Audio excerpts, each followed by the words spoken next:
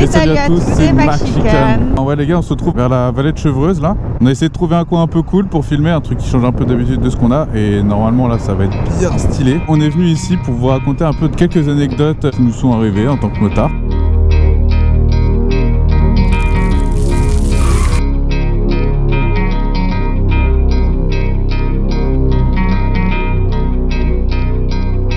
Pour la première anecdote, on voulait vous raconter un road trip qu'on a fait en Normandie. Déjà, il faut savoir que quand on l'avait fait, on n'avait pas encore nos motos actuelles, on avait nos 125. Et déjà, pour le premier trajet, on l'avait fait sous la pluie. Mais le pire dans cette histoire, c'est qu'on avait mis, je crois, 7 à 8 heures à le faire. Je crois qu'on était parti à 10h, 11h du mat.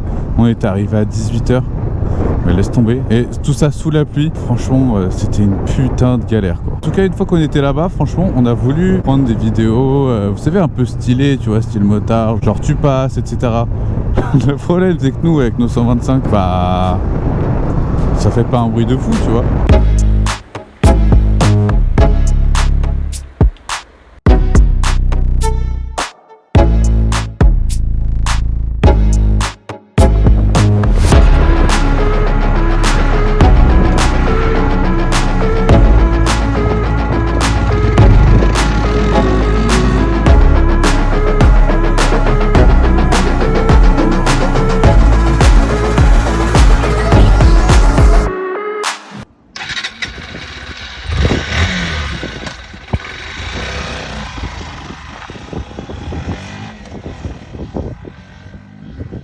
En vrai, franchement, je vivais ma meilleure vie. On n'avait pas encore les motos A2, on avait nos 125, franchement, qu'est-ce que c'est cool, tu vois. Mais c'est vrai que quand tu vois ça avec ton regard de maintenant, et peut-être que, tu vois, quand j'aurai un 1000, je crois que mon 500, il fait pitié, tu vois. La veille avant de partir, on s'est dit qu'on allait grisser nos chaînes. On va à un garage à épave, on achète notre huile avant de partir et tout, on reste un peu. Et Vincent, il voit que j'ai un clou dans mon pneu.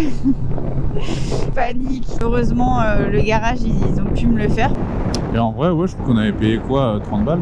Ils avaient mis un champignon et tout, ils avaient fait ça propre. Voilà, et puis bah, du coup, le lendemain, on est reparti. Les gars, franchement, vous imaginez 7-8 heures de pluie, mais non-stop. Franchement, les gars, mais oh là là. Et à ce moment-là, je me suis dit, j'arrête la moto, clairement. Parce qu'on était en 125, on pouvait pas prendre les autoroutes. On était tout le temps sur les petites routes. Nos motos, elles c'était pas confort. Ouais, c'est ça, parce que c'est les 125, normalement, en théorie, ils disent que c'est 110. Mais les gars, on est avec une 125, on est d'accord que quand on a une petite montée, ne serait-ce que de 1%, c'est déjà t'es à 90. Franchement, ça restait quand même grave cool de faire ça, même si c'était en 125. Et puis bah maintenant on a surtout hâte de repartir avec nos plus grosses motos. Moi j'attends que ça quoi.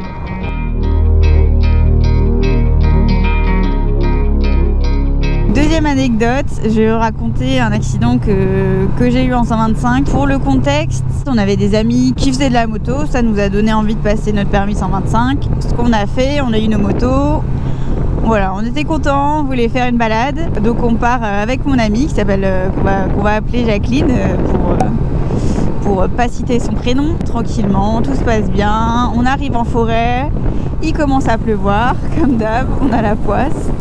Cette amie Jacqueline n'a plus d'essence, donc du coup on cherche un coin pour s'arrêter, essayer de trouver une station essence. Je vois un coin pour s'arrêter, je freine un peu brusquement, c'est vrai. Mon ami me rentre dedans, on n'est pas tombé déjà, franchement c'est plutôt le point positif, tu vois, moi j'étais plutôt contente qu'on soit pas tombé déjà. On s'arrête sur le côté, un peu le choc de l'accident. De là, Vincent il se rend compte en fait que la moto de Jacqueline, ça fuit quoi. Son radiateur était mort, elle est rentrée en fait dans mon cale-pied arrière. Bah voilà, on appelle un dépanneur. En discutant, elle nous dit que voilà, elle sait qu'elle est en tort, etc.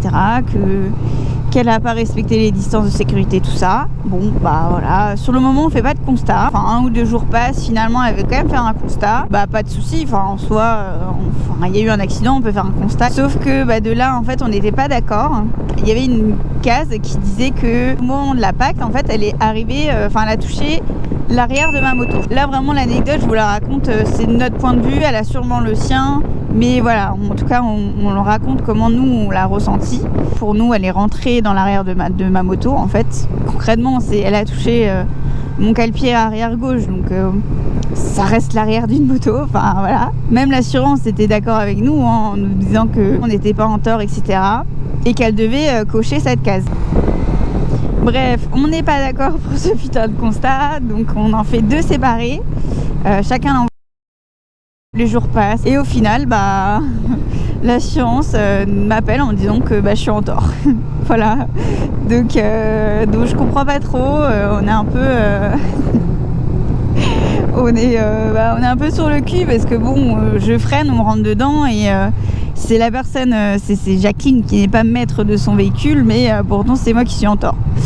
Donc voilà, on s'est bien fait niquer. Moi, le seul truc que je peux conseiller, c'est franchement, même si vous faites pas de vidéo, roulez toujours avec une GoPro ou un truc dans le style, tu vois, même si c'est pas une GoPro parce que ça coûte un peu cher, mais une action cam juste pour pouvoir filmer vos accidents au cas où vous en avez un. Et franchement, ce jour-là, je pense sérieusement que si on avait pu filmer, je pense vraiment pas qu'on aurait été en tort.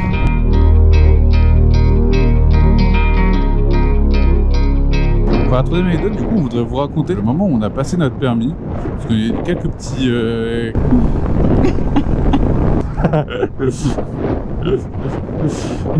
on a eu quelques petits problèmes et tout qu'on avait passé notre permis. Déjà, on a dû le passer en 2 fois tous les deux. La première fois, on y a été. Déjà, mon entraînement était catastrophique. Je pense que comme tout le monde, on a fait 2 heures de plateau avant. Et ensuite, on a été passer l'examen pour être chaud. On était quoi, 5. Et en fait, il manquait une moto. Mon auto-école, franchement, j'ai rien à dire. Elle était vraiment propre. Mais ils se sont foirés ce jour-là et il manquait une moto. J'ai dû attendre d'avoir une moto. Et quand j'ai eu une moto, je sais pas, j'étais pas du tout à l'aise dessus. L'entraînement, j'étais pas du tout confiant. Alors que bon, avant de le passer, bon, j'étais plutôt bien sur le plateau. Enfin, ça allait. Puis, de toute façon, le rendez-vous il est pris, on y va. Et déjà, coup de chance, l'inspecteur était pas là. Alors je dis coup de chance parce que c'était pas du tout bien ce jour-là et je suis pas sûr que je l'aurais eu. Mais franchement, ce jour-là, on était tellement deg parce que l'inspecteur en fait était juste malade. Et déjà on devait le passer à 8h je crois. Au final, on a été informé je crois à 8h30 qu'il viendrait pas. Enfin, franchement en vrai c'est n'importe quoi. À ça on l'a repassé.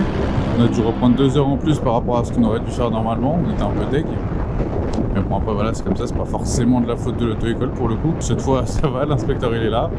Mon entraînement se passe super bien. Moi perso quand je l'ai passé, franchement je l'ai passé du premier coup, j'ai fait mon petit slalom, mes petits demi-tours, c'est passé super bien. You win. Et moi du coup bah en fait c'était le même jour que Vincent, je passe après lui, donc déjà petite pression en plus parce que lui il l'a eu, tu vois, donc si moi je l'ai pas, bah c'est un peu la défaite. Du coup je le passe une première fois et je sais pas, je passe mon lent, c'était carré jusqu'au moment où j'arrive au demi-tour où en fait on doit s'arrêter en plein milieu et là je sais pas, je m'arrête pas, je sais pas, je fais un tout droit quoi. J'étais vraiment dans ma bulle, enfin je visualisais tout ce que je devais faire. Franchement mon truc je le connaissais archi bien, aux entraînements ça se passait bien, mais là je sais pas, je me suis pas arrêtée. L'inspecteur il vient me voir en disant bon écoute, là tu t'es pas arrêté, c'est une faute éliminatoire, donc soit tu continues ton tour pour t'entraîner, soit tu commences direct ton deuxième essai. Donc j'ai décidé de commencer direct mon deuxième essai. Là Moi franchement les gars on va pas se mentir, j'étais en train de regarder et je me disais si elle l'a pas, elle va pleurer toute la journée. Je me suis dit ça va pas être cool, tu vois. Moi j'ai envie, en vrai, égoïstement, moi j'ai envie de profiter de mon truc, tu vois. Je suis content de l'avoir et si tu l'as pas, je suis deg parce que du coup je peux pas profiter, moi, tu vois. Je peux pas être content.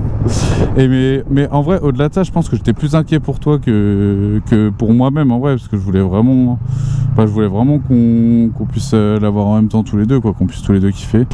Du coup, je passe mon deuxième essai. Franchement, tout se passe bien. Et du coup, je l'ai. Et du coup, je suis contente.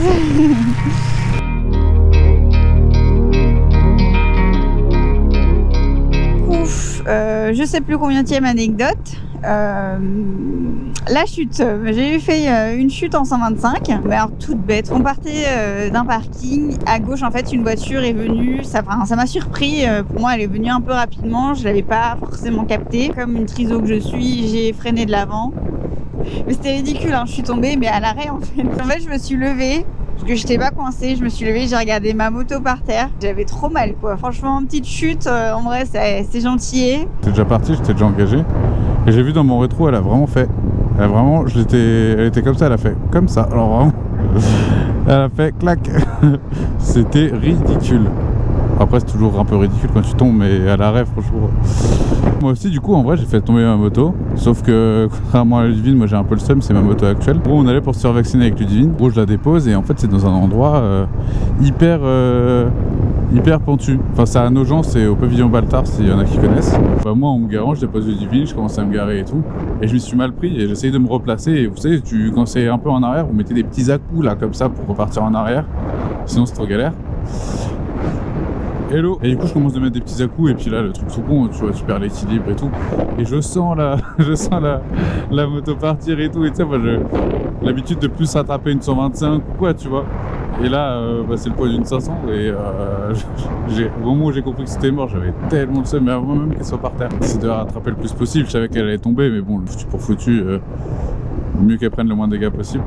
Et en vrai ça va, je m'en sors bien. J'ai juste un petit coup sur le pot et sur le guidon, parce que vraiment juste elle est tombée au ralenti en fait par terre, elle a vraiment rien.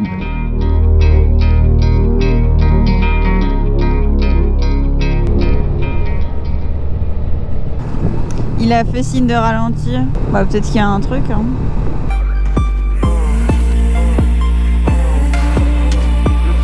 Peut-être qu'il y a les keufs.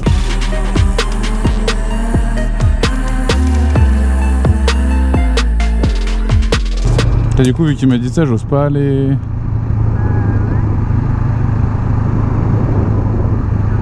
Oh, non, il n'y avait rien eu, non. C'est juste pour dire va pas trop vite, il y a des virages, mais on est tous là pour ça, que je sache. Putain, casse les couilles, il m'a niqué mon truc.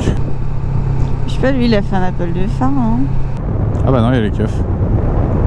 Ah non, c'est vraiment pour ça. Putain, mais on était là il y a 2 minutes.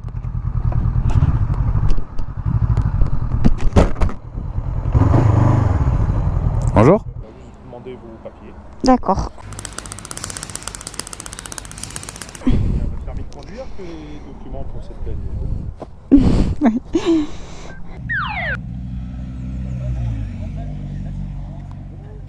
Vous avez perdu un gros billet de 500 euros derrière vous, je sais pas si c'est un d'importance ou quoi. Oh, je pense quand même 500 €, on crache pas dessus. Après, c'est pareil.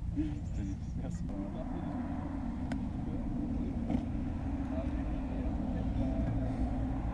Vous habitez où? Tout ça pour venir faire 17 virages collé derrière un vélo, descend à 20 km/h. Oh bah là, je me suis fait arrêter pour la première fois de ma vie. Il avait regardé ta chicane quand même. Il a bien vu que tu l'avais pas. Non, franchement, l'un ou l'autre, ils étaient super cool. Ah, j'ai oublié de leur dire bonne balle. L'un et l'autre, ils étaient archi cool en vrai. Franchement. Ah, merci. Ouais, la seule chose qu'il nous a dit, c'est mais en fait pourquoi vous êtes là, vous êtes cool, il y a 3 virages. Voilà les gars, après cette petite arrestation de police, on a fait le tour de nos petites anecdotes, hein, ça en fait une en plus finalement. Donc voilà, bah n'hésitez pas à nous dire, franchement on a essayé de faire un truc un peu différent de ce qu'on fait d'habitude.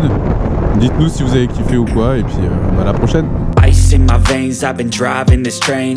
Years in this lane, there's no stopping this flame. Cause I came to the game and I changed it to play how I like, rearranged it to my own domain. Yeah, I got what it takes, made lots of mistakes, taking shots, skipping breaks, feeling lost, feeling great, popping off, singing straight, never stop, never